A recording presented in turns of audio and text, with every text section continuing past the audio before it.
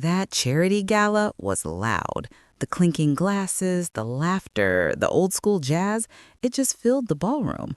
But I heard every single one of the 4 words the strange woman whispered in my ear. I was in the empty restroom, touching up my lipstick, when she walked out of a stall. She looked completely out of place.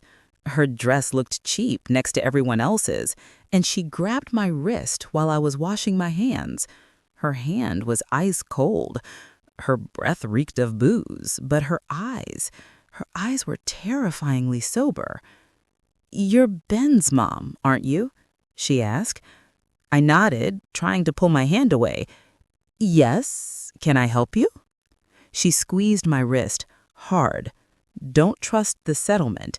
Ask your daughter-in-law about the witness list, and ask her about the blue sedan." Before I could even ask her name, she let go, shoved the door open, and just vanished into the crowd. I stood there alone, the music echoing off the ceramic tile. 4 words just burning into my mind.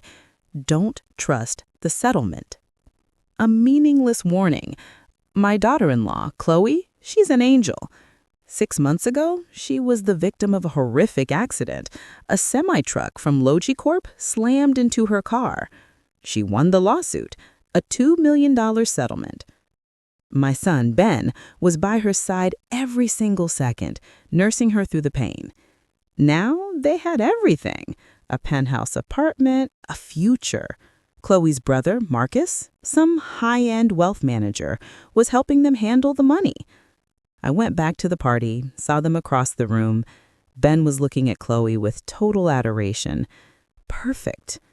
Just a picture-perfect scene. So why did that woman's warning send an ice-cold chill down my spine? I tried to shake it off. Just jealousy, I told myself. Until the end of the night, when I walked out to the parking garage. The November air was biting cold. I saw Ben starting his sedan at the end of the row.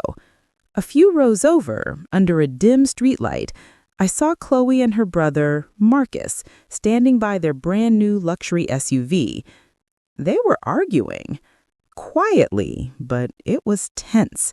I couldn't hear the words, but their body language screamed fight. Marcus handed Chloe a manila envelope. Chloe snatched it from him. Her face. It wasn't the face of someone who just won $2 million. It was fear. I ducked behind a concrete pillar, my heart hammering in my chest. The blue sedan. The woman's voice rang in my ears. It hit me.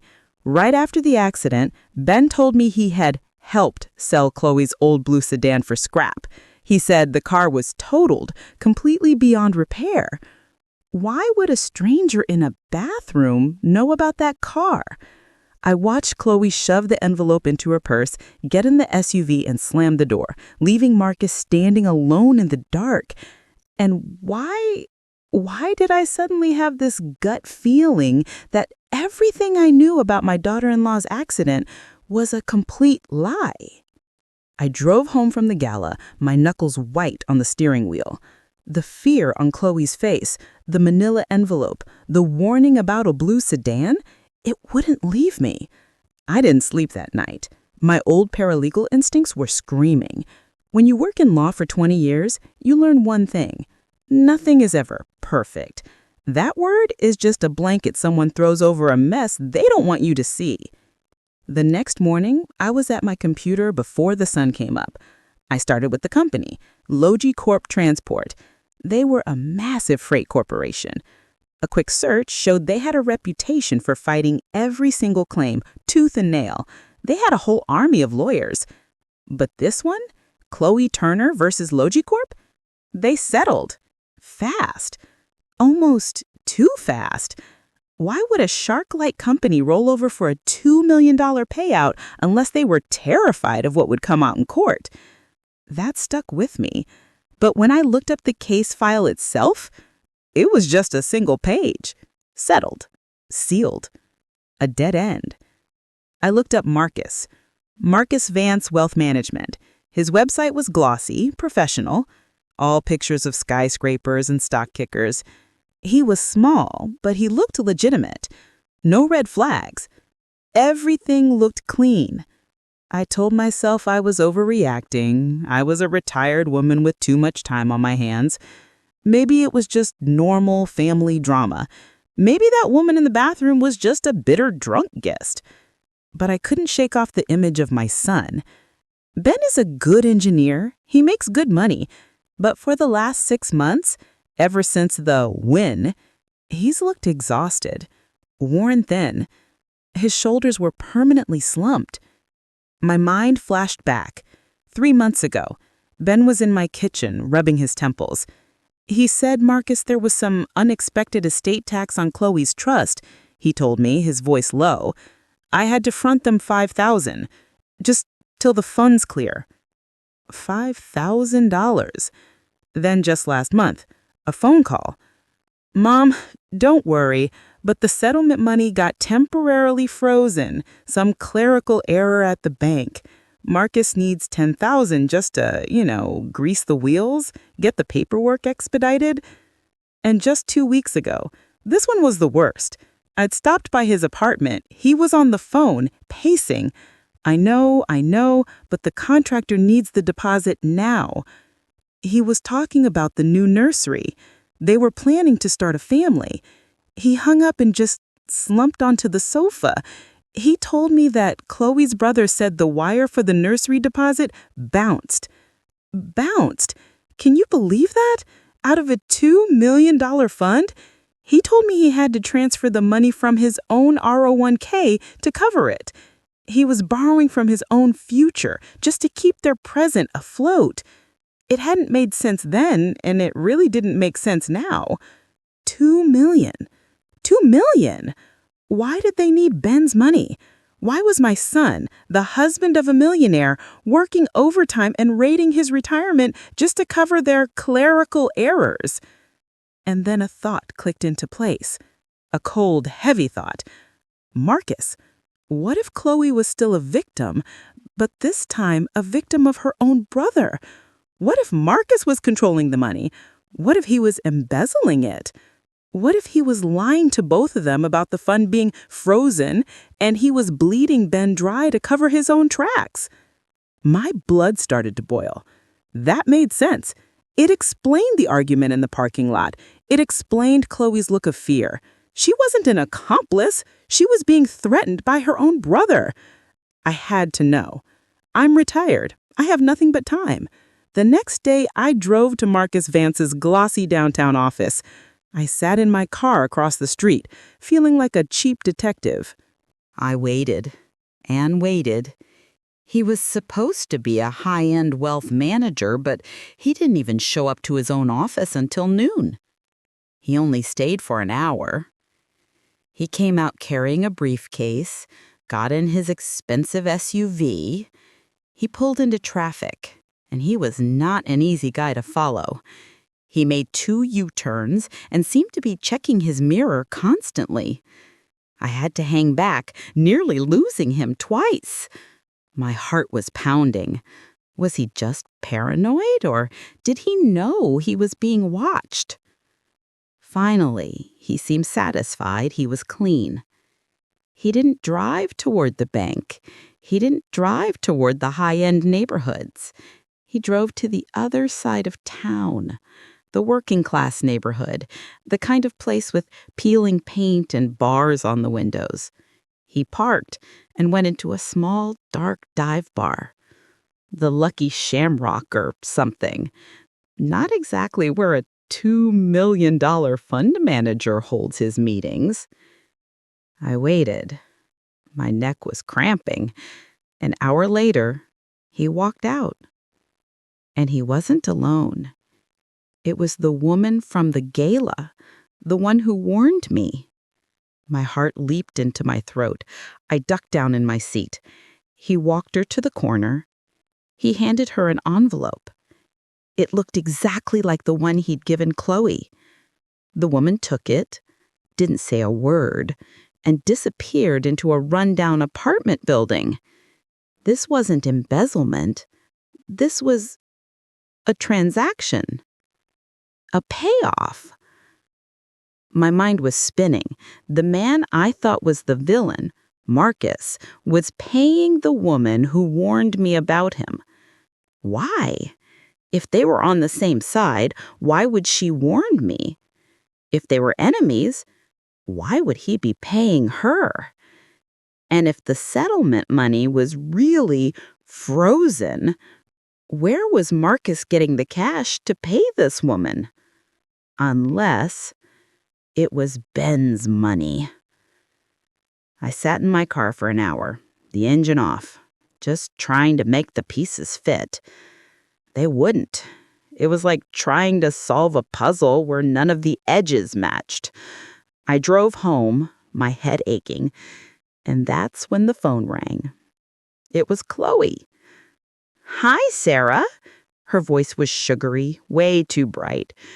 "Ben and I wanted to have you over for dinner at the new place. Just a small celebration." A celebration. Right. Ben was excited. He thought it was a chance for us all to finally relax. I felt like I was walking into a trap. The penthouse was stunning, I'll give them that. Floor-to-ceiling windows, a view of the entire city skyline. But it felt cold, like a model home, like nobody actually lived there. The furniture was all sharp edges and glass, expensive but not comfortable. In the main hall, there was this giant abstract painting, just a huge canvas of black and gray slashes. It looked like it cost more than my car, but it had zero personality. It felt like something a stager would pick, not something a person would love. There were no family photos on the walls, no worn-in armchair, no scuffs on the floor. It was a showroom, designed to impress, not to live in. And Marcus was already there, of course. He was the one pouring the wine, a bottle that I knew, just from looking at the label, cost at least $100. He was all smiles, talking about investments and market trends. I held my wine glass, swirling the dark red liquid. "This apartment is just beautiful.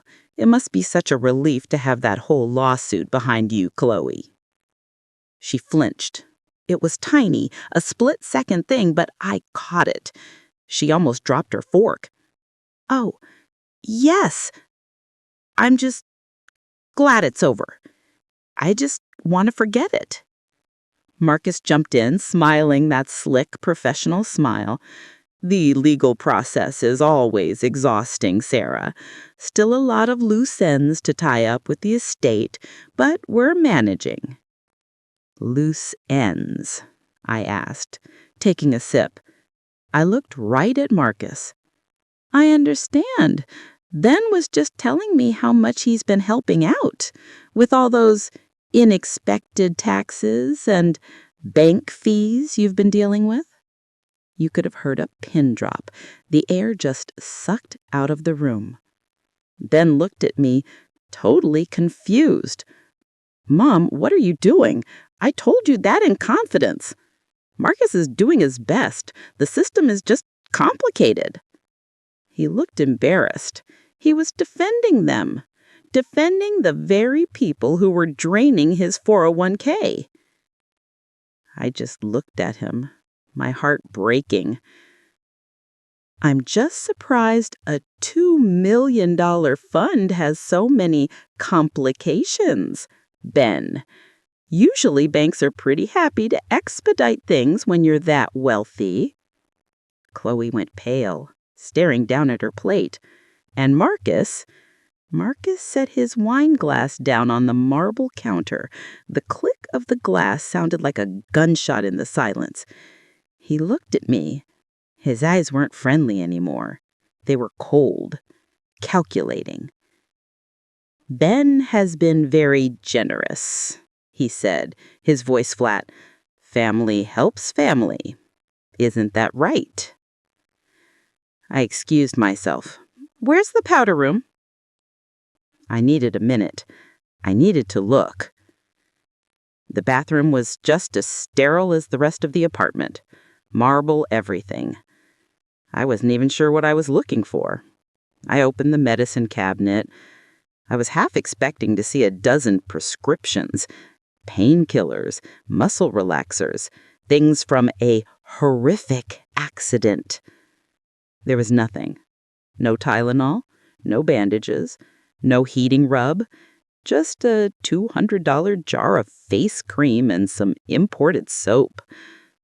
For someone who was in a devastating crash 6 months ago, she wasn't taking a lot of medication. I closed the mirrored door, frustrated. I was wrong. I was just a paranoid woman. But as I turned to leave, my eyes caught something.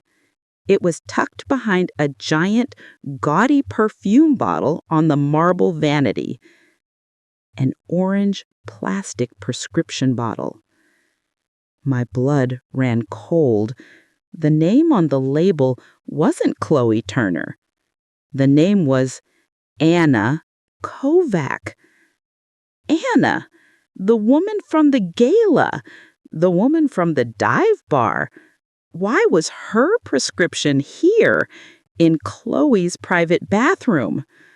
Unless she wasn't just some stranger. She'd been here. And it hit me. That woman wasn't extorting Marcus. She wasn't his enemy. She was his accomplice. Her and Chloe, they were in it together. But if they were accomplices, then why warn me? That warning, don't trust the settlement, it wasn't an accusation. It was a cry for help. I left that penthouse dinner with my heart pounding so hard I could feel it in my throat. Anna Kovac.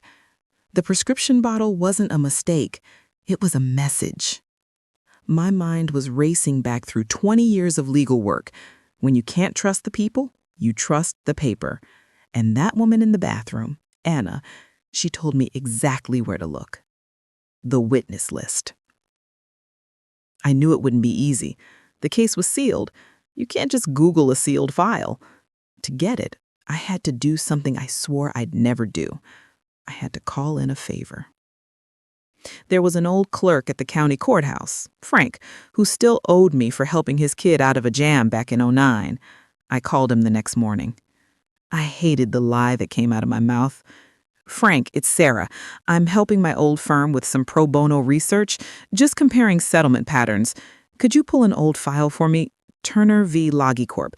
Just the initial witness filings, nothing sensitive. He grumbled, he complained. But 2 hours later, an email landed in my inbox. The subject line was just research. Attached was a single PDF. My hand was shaking as I opened it. It was hundreds of pages of legal boilerplate, motions, counter-motions. I scrolled past it all, my eyes scanning for one thing. Appendix B. Proposed witness designations. My blood ran cold. There were 2 lists, the one for Logie Corp, the trucking company, and the one for Chloe. And right there, on Chloe's list, was the name, Anna Kovac. But it was the description next to her name that made me stop breathing. It didn't say bystander. It didn't say first responder. It said, Anna Kovac, passenger in plaintiff's vehicle at the time of the incident. A passenger. Chloe had told us, told Ben, told the police, told the insurance that she was alone. Ben had sat by her bedside, holding her hand, listening to her talk about how terrifying it was to be alone in that car when the truck hit. It was the foundation of the entire story, and it was a lie. This was it. This was the crack in the whole thing. I had paper. I had proof of the first lie. I had Anna's address from the court file. It was the same rundown apartment building I'd seen Marcus visit, the same building I saw her walk into with that envelope. It all connected. I drove there, the PDF feeling like a lead weight in my passenger seat. I stood outside her door for a full minute. I knocked. She opened it just a crack. Her eyes were red and puffy. She looked like she hadn't slept in days. She recognized me instantly and tried to slam the door. I put my foot in the way. "I'm not here to hurt you," I said, my voice low and steady. "I'm a paralegal. I have the court file. You're listed as a passenger. Chloe said she was alone. Why did she lie?" She just crumpled. She slid down the inside of the door and started to sob, these awful dry heaves of fear. I pushed the door open and stepped inside. The apartment was bare. A sad couch, a single lamp. This was not a woman who was benefiting from a $2 million payout. "Tell me," I said, sitting on the arm of the couch. "Tell me what really happened." And she did. "We were at a bar," she whispered, staring at the floor. "It was my birthday. We were drinking. A lot. I told her to get a cab. I told her she was too drunk to drive." The blue sedan. It was Chloe's car. "She got mad. She said she was fine. She ran a red light. Just blew right through it. This huge truck was coming. It couldn't stop. She was shaking, reliving it. She hit the truck, not the other way around. She hit him. My God." Before I could even call 911, Anna cried, "Marcus was there. He wasn't her brother. He was her lawyer. He must have been tracking her phone or something. He got to the scene before the cops. He smelled the booze on her. He knew she was finished." He grabbed Anna, who was also drunk and hysterical, shoved her into his own car, and told her if she ever said a word, he'd make sure she took the fall too. He'd pin it on her. He drove her away, dumped her 5 blocks from her apartment, and went back. He handled the scene. He must have paid off the first officer or twisted the report, made it look like the truck driver had crossed the line. "Loggy Corp," I whispered, the pieces clicking into place. "They settled because they knew something was wrong, but they couldn't prove it. Marcus threatened them with a huge public trial. They paid $2 million, not as compensation. It was hush money." I sat there, the room spinning. This wasn't just lying. This wasn't embezzlement. This was a felony, a massive, dangerous fraud. I looked at Anna. She was the loose end. "So, the money Marcus pays you, the envelopes, that's your cut to keep you quiet?" She shook her head, a bitter laugh coming out. "A cut? He gives me $3,000 a month, just enough to live in this dump and keep my mouth shut. I'm trapped." She pointed to the prescription bottle on her counter, the same one I saw at the penthouse. "I can't sleep. I can't live. I warned you because I wanted it to stop. I thought maybe you could, I don't know." One last piece. But Ben's money," I said, my voice barely a whisper. "All the money Ben's been paying, the taxes, the bank fees. If Marcus has $2 million, why does he need $10,000 from my son?" Anna looked up at me and her eyes were filled with a new kind of terror. "Because the $2 million is almost gone." "Gone? How?" "It wasn't just me," she whispered. "There was one other person who knew the truth, the truck driver. TK. His name was Tom. He knew Chloe ran the light. He knew she was drunk. He wasn't on the final police report, but he knew." "My God," I said, "he's blackmailing them."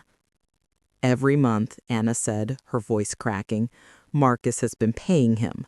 Bigger and bigger payments. But last month, he demanded more. A lot more. Marcus didn't have it. The fund was almost dry." She looked right at me, her face ashen. "That's what Ben's tax money was for. Ben's 401k, that wasn't for a bank. That was the last payment to the blackmailer." My son wasn't just paying for their penthouse. He was funding a criminal conspiracy. I don't remember the drive to Ben's apartment. I was blind with a cold, precise rage. I was holding a truth that was so toxic I knew it would shatter his life. But he had to know. He was a victim. He was an accomplice without even knowing it. I found him on the couch, laptop open, working, trying to earn back the money they were stealing from him. "Mom, what's wrong? You look like you've seen a ghost." I sat down across from him. "Then, I need you to listen to me, and I need you to not interrupt." I told him everything. I started with the woman in the bathroom, the prescription bottle, the sealed file, the passenger list. His face went from confused to annoyed to angry. "Mom, stop," he said, holding up a hand. "This is insane.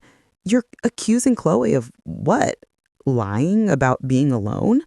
Maybe she was just embarrassed Anna was with her. You're jealous, that's all. You've never liked her." "Am I jealous of this, Ben?" I snapped, my voice harder than I intended. "She wasn't just with Anna, she was drunk.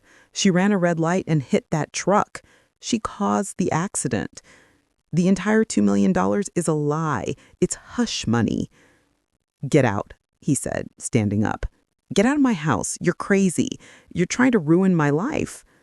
"They are ruining your life," I yelled back, standing up to face him. "She didn't just lie, Ben. She's being blackmailed. The truck driver knows.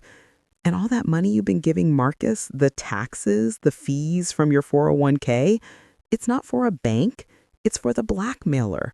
You are paying him to keep quiet." He stopped. The color drained from his face. That was the part that got through. The money. His money. "No," he whispered. "No, she wouldn't." "I know," I said, my voice softening. "But Marcus would. And she is letting him."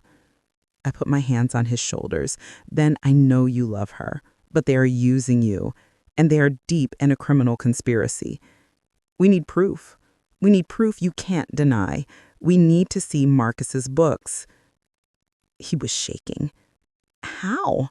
He'd never—" "You're going to call him," I said, my old paralegal mind taking over. "You're going to tell him that our bank is asking for a detailed statement of the trust fund. Tell him it's for a pre-approval on a home loan." I hated using their dream of a family against them, but I had to. "Tell him you need a copy of the inflows and outflows. Today." He stared at me, his eyes wide. He nodded. He picked up his phone, his fingers trembling. He put it on speaker. Marcus picked up, his voice slick and friendly. "Ben, what's up?" Ben's voice cracked, but he held it together. "Hey, Marcus. Look, I'm at the bank for this home loan. They're asking for a detailed statement from the trust, like a full breakdown. They said they need to see the outflows for the free approval." There was a silence on the other end. Just for a second. "A full breakdown? That's unusual, Ben. It's complicated. Why don't you just tell them—" "I can't," then said, a new edge in his voice. "They need the paperwork. Can you get it for me?" Another pause. Yeah, sure. I've got some things to print out. Give me an hour. Meet me at the penthouse." He hung up, then looked at me, terrified. He's going to fake it. He's going to print a fake ledger. "I know," I said, grabbing my keys.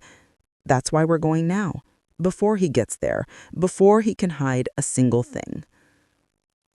We used Ben's key to get into the penthouse. The place was silent. Chloe's car was gone. She was out. Thank God. "Mom, this is breaking and entering." "It's your apartment. Then you pay for it. Now, where is his office?" He pointed to a door at the end of the hall. It was locked, a cheap bedroom lock. Then didn't even hesitate. He put his shoulder to it and the frame splintered. The office was immaculate, not a paper out of place, except for one thing, sitting right in the middle of the expensive mahogany desk. A simple black leather ledger. My heart stopped. He was arrogant. He was so arrogant he kept a hard copy. I opened it. It wasn't just expenses. It was a balance sheet and a horrifyingly detailed confession in neat, precise handwriting. I read the lines out loud. January 15th, payment to TK, trucker, $20,000. Source, settlement fund. February 15th, payment to TK, $20,000. Source, settlement fund. March 15th, payment to AK, Anna, $3,000. Source, settlement fund. April 15th, payment to TK, demand increase, $30,000. Source, $25K settlement plus $5K Ben tax. Ben made a choking sound. I kept reading. May 10th, payment to AK, Anna, $3,000. Source, Ben, bank fee. May 15th, payment to TK, $30,000. Source, $20K settlement, plus $10K Ben, expedient. It was all there, in ink. Every cent of Ben's 401K, his overtime, explicitly labeled as going to the blackmailers. Ben just stared, his face completely white. He wrote it down. He wrote it down? We heard a key in the front door. Marcus walked in, whistling. "Hey, you're early. I was just..." He saw us. He saw the splintered door frame. He saw the open ledger on the desk. His smile didn't just vanish. It curdled. "What the hell?" he whispered. "What the hell are you doing in my office?" Chloe walked in right behind him, carrying shopping bags. "Ben? Mom? What's going on?" Ben's voice was hollow, dead. "Who is TK, Marcus? Who is Anna Kovac? Why is my name in this book?" Chloe saw the open ledger. Her hand flew to her mouth, the shopping bags dropping to the floor. "Oh my God, Marcus, you told me you destroyed that." That was it, the admission. Ben flinched like he'd been physically shot. Marcus dropped the facade. His entire demeanor changed. He wasn't a slick manager. He was a cornered animal. "You should have stayed out of it, Sarah. You're trespassing." "You lied to me," Ben whispered, walking toward Chloe. "The whole time. The accident." Chloe was sobbing now, full-on hysterics. "I'm sorry, Ben. I was drunk. I was so scared. I didn't know what to do. Marcus said he'd handle it. He said he'd make it all go away." "He?" I said, looking at Marcus. "He's not your brother, is he?" Marcus just laughed, a cold, ugly, horrifying laugh. "Brother? God, no." "You are her lawyer," I said. "I was her lawyer until I was disbarred 3 years ago for, let's say, creative evidence. This case was my masterpiece, my way back." Ben was looking at Chloe, the final, awful realization dawning on his face. You weren't just clients. The whole time? You and him?" Chloe couldn't even look at him. She just sobbed. Marcus stepped toward the desk, his eyes dark. "It doesn't matter. You two were the perfect marks, the loving son and the dumb, loyal nurse. Now, give me the ledger." He lunged for the ledger. But Ben, who had been frozen this whole time, suddenly moved. He didn't lunge for Marcus. He didn't grab the book. He stepped back, pulled his phone out of his pocket, and his thumb hit the screen.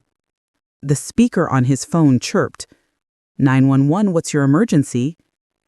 Ben's voice was steady, but it was dead. I'd like to report a fraud and a conspiracy to defraud. I'm at 1400 East End Avenue, Penthouse B. My wife and her associate are both here, and I have the evidence." Marcus and Chloe just froze. Their faces were a perfect mask of horror. When Marcus heard the sirens wailing on the street far below, he finally broke. He lunged for the ledger. But Ben was closer. Ben didn't try to fight him. He just put his hand flat on the book and said, "It's over."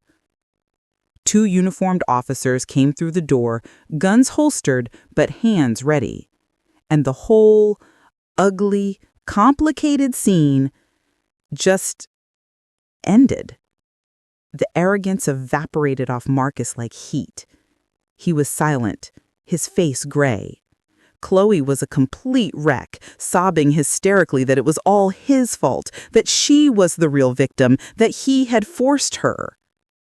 It was pathetic. Watching them being led out of that $1 million penthouse in handcuffs, it didn't feel like a victory. It just felt empty. The ledger was the key. It was an itemized, handwritten confession. Marcus, already disbarred, was facing a mountain of charges: felony fraud, conspiracy, practicing law without a license, and blackmail. He tried to flip on Chloe to pin it all on her, but the ledger proved he was the architect. He'll be in prison for a very long time. Chloe, she took a plea deal. She testified against Marcus. She got 5 years probation and a felony record, but she lost everything. The penthouse, the $2 million, which was all fraudulent, all of it was seized. The best news came a month later. With our testimony and the ledger, the truck driver, TK, was finally able to sue Logicorp properly. He'd lost his job after the accident because Marcus had framed him. He got his own settlement, a real one this time. And Anna Kovac? She testified against Marcus in exchange for immunity. She entered a rehab facility. I still get a postcard from her now and then. She's clean. She moved to Oregon. She's finally free. The divorce was fast. 3 months later, I was helping Ben move into a small, simple apartment across town. The penthouse was gone. His savings were gone. He was packing a box of kitchen supplies, and he stopped. He was holding a framed wedding photo. He just looked at it for a long time. "She sold me, Mom. Every day for 3 years." I took the photo from his hand and placed it in the donation box. I said, "She didn't fool you, Ben. She fooled the man you were. That man is gone. The man standing here now, he knows how to look for the cracks. He knows how to check the witness list." He actually managed a small smile. When I worked in law, I thought the truth was always in the documents, in the fine print. But I was wrong. The truth is in the people, in the things they don't say, in the prescription bottles they hide, in the payments they can't explain.